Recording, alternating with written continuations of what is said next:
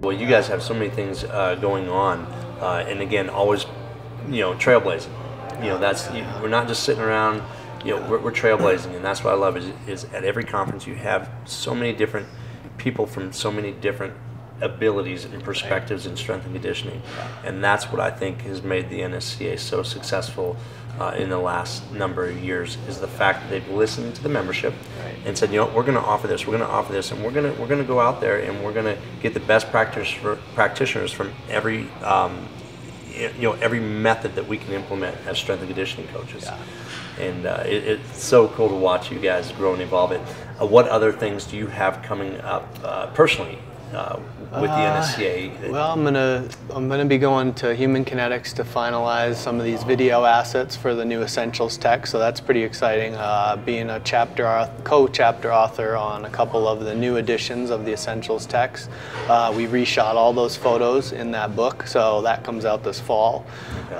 Same thing for the exercise technique manual, which a lot of people may have or have seen, that white cover. Redid all the photos, we redid videos, so I'm going to finalize that.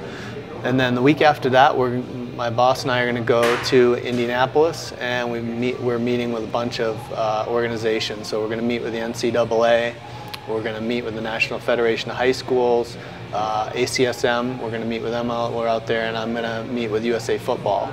So just a lot of possible partnership stuff and opportunities to really do more with some bigger organizations. Right, like last year, I think you guys, I think Major League Baseball and NBA as well, you really pushed forward to get the NSCA kind of ingrained into some of their conferences. Yeah, and that was exciting. We've kind of been involved with baseball for a long time. I spoke at the Major League Baseball winter meetings with you last year. I was your demonstrator. That was awesome. It was definitely the highlight of your career, right? That was great. And so those guys have had it for a long time. So to be at the minor league coordinator or Major League Baseball level, you have to have a CSCS and the RSCC designation.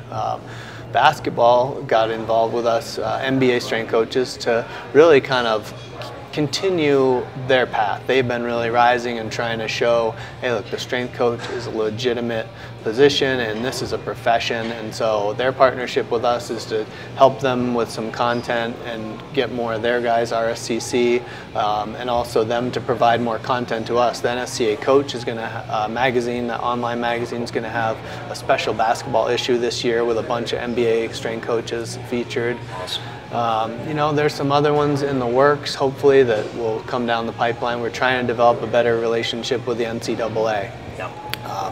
With the new ruling related to Division I that was just enacted August 1st, all Division I strength conditioning coaches have to have an accredited certification.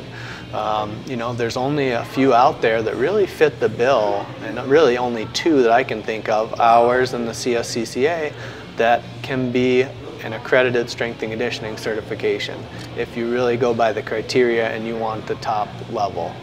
Wow, awesome. So that's going to be cool. A lot of coaches have been, trying to get certified by this deadline, and so we're doing everything we can to help them with the NSCA resources that are available.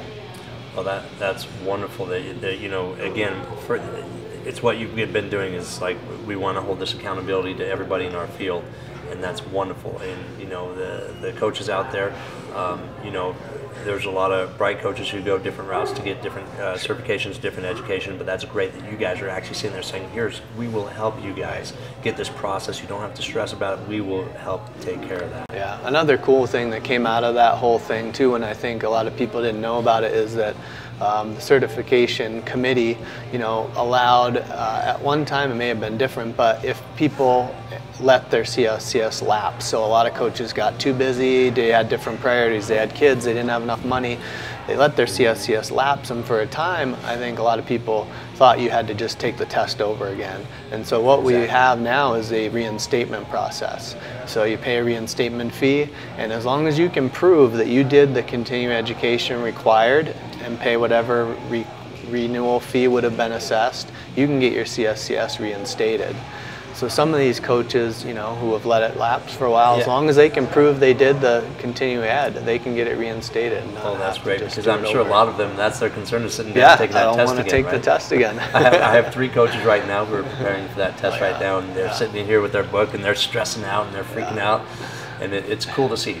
To me, I think that's a unique time when you grow as a practitioner, where you're deciding, am I going to stay at this plateau and take that next rise up, or, to your point, or am I just content with who I am? Right. And so anytime I see my coaches in here and they're studying, I can see they're stressed out. I love it. Yeah, I love that feeling.